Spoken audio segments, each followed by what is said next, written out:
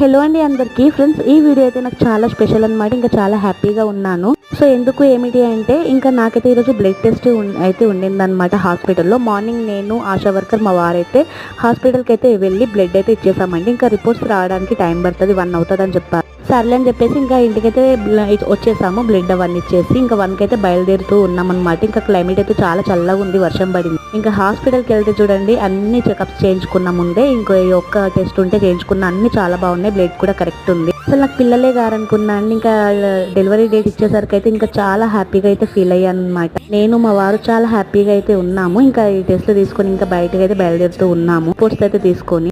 నాకైతే July 5th అయితే 9th month పడ్డది. ఇప్పుడైతే August 5 అండి. ఇంకా పెయిన్స్ కూడా రాలేదు, నిండుగా మోస్తున్నా అనమాట.